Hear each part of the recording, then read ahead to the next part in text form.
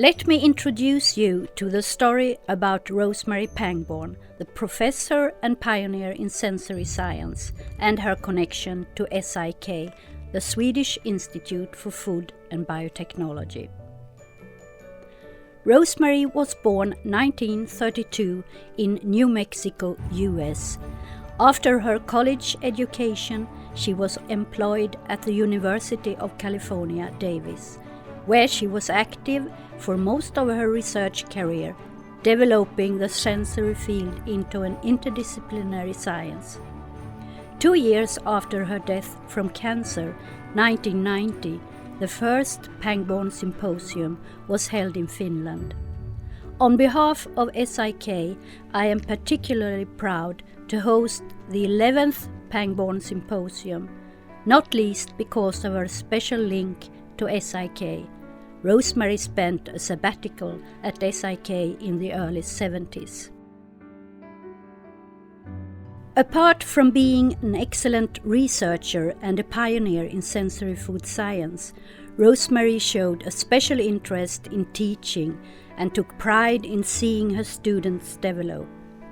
She was a demanding teacher, and many students have retold and described her strict expectations.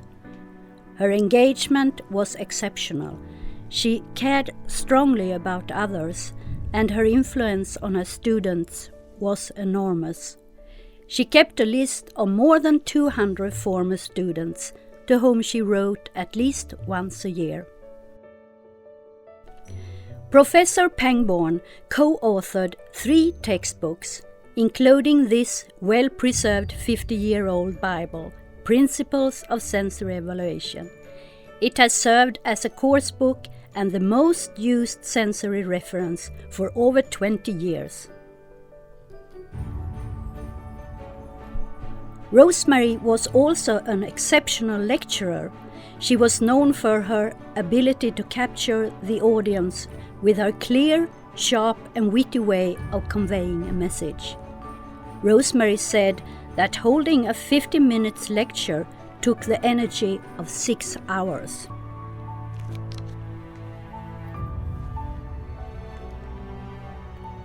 Her pioneering research was driven by her great scientific interest of understanding how our senses, vision, audition, smell, taste, and touch function, interact, and affect us, but also how that knowledge and understanding can be used and applied in practice.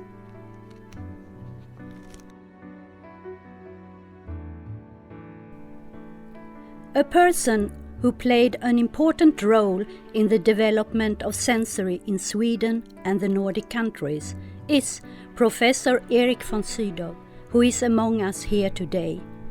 Erik became CEO of SIK in 1958, only 28 years old.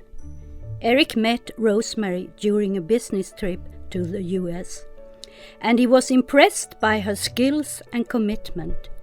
He was the one who was approached by Rose Marie for the possibility to spend a sabbatical at SIK, and Erik invited her and her husband to be guest scientists at SIK.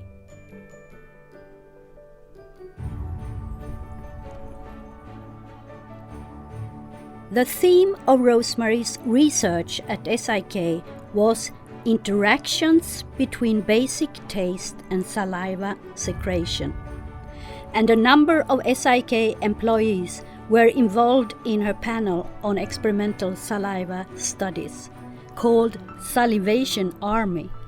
Specially designed cups were positioned in the panel members' mouth, collecting saliva when they were presented with the written word lemon or the picture of a lemon. Her time at SIK resulted in many scientific articles and reports, and also in a large international research network. This network, among other things, gave rise to a number of interlaboratory sensory studies. One of them concerned the perception of sweetened coffee, combining the ability of discrimination between coffee with different concentrations of sugar and the preference for these coffee samples among large groups of subjects. The comparisons were made between US, Japan, Poland, Brazil and Sweden.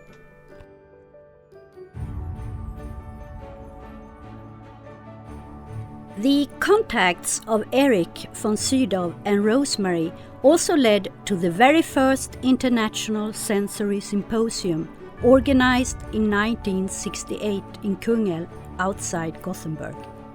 Here you see Rose Marie in the middle, flanked by men, among them Erik von Sydow wearing the grey suit.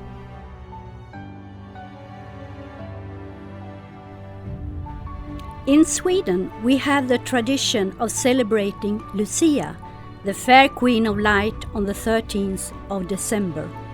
Early in the morning of December 13th, Lucia, wearing a white long dress and light candles on her hair, accompanied by her co-celebrators, visited Rose Marie and Jack in their home in Gothenburg. Rose Marie was prepared, but not her husband, Jack, who exclaimed, "Am I in heaven?"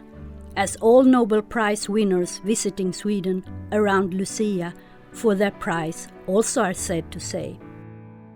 Rose Marie felt that the time at SIK was one of the happiest periods in her life.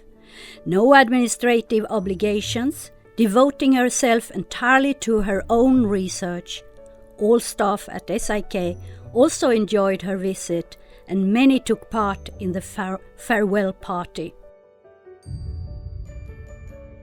When trying to characterize Rose Marie by applying a sensory descriptive analysis, these are the attributes being highly significant: inspiring, demanding, professional, generous, and humorous. How has Rose Marie's work influenced our research field, and is it still valid? It is obvious that our field has made great progress. Methods have evolved and new thinking emerged.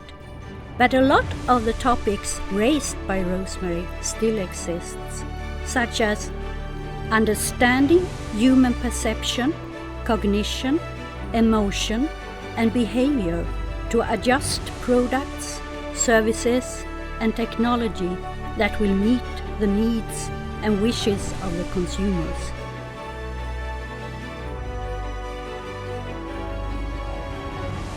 The importance of emotions and feelings and how to incorporate that to brand and brand strategy is here illustrated by two Swedish examples, the first from a brewery and the second from a car manufacturer.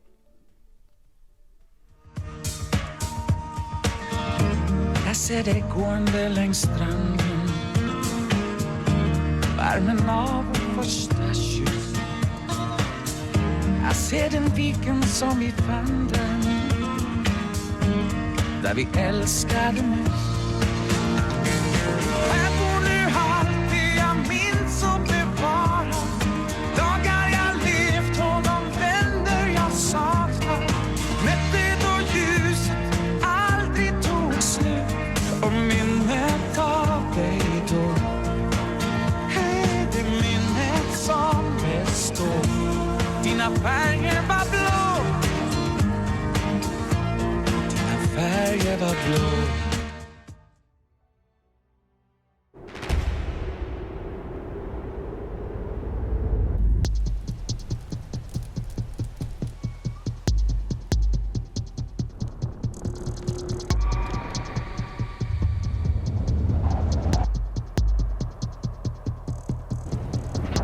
Du gamla, du fria, du fjällhöga nord, du tysta, du glädjerika sköna. Jag hälsar dig, vännaste land upp på jord. Din sol, din himmel, dina ängder gröna. Du tronar på minnen från fornstora dagar. Då ärret ditt namn flög över jorden. Jag vet att du är och du blir vad du var. Jag vill leva, jag vill dö i Sverige. Although sensory and consumer science have developed to a major part in relation to eating and drinking, we also see the great potential for development in non-food applications. The perspective can be broadened further to services, where our field can contribute and enable to meet large community needs and solve important social problems. Only the future will tell how far we go.